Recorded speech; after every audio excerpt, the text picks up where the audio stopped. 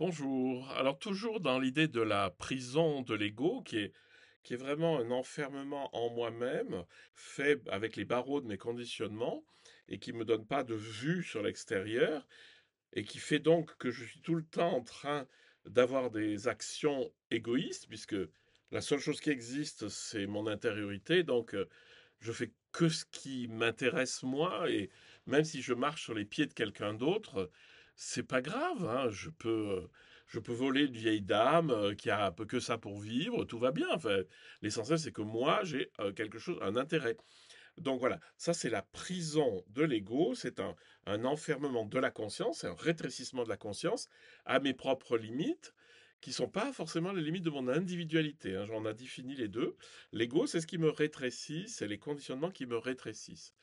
Et je voulais vous partager une réflexion de Yves Raymond, qui a traduit le Yoga Vasishta, très bien d'ailleurs, et qui disait, oui, alors mais je connais des gens qui quand même à force d'explorer leur prison, parce qu'il faut connaître sa prison pour pouvoir s'en libérer, finalement, ils s'y sont trouvés tellement bien qu'ils se sont installés, qu'ils ont mis des rideaux aux fenêtres.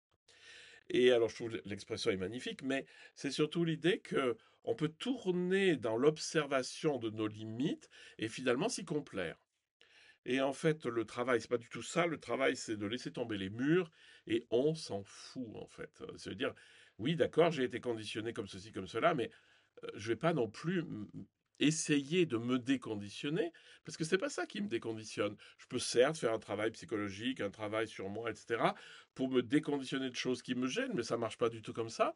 Vous allez voir dans la vidéo suivante qu'en fait c'est l'éveil lui-même qui nous déconditionne, c'est-à-dire c'est l'ouverture de la conscience, l'éveil de la conscience qui fait tomber les murs.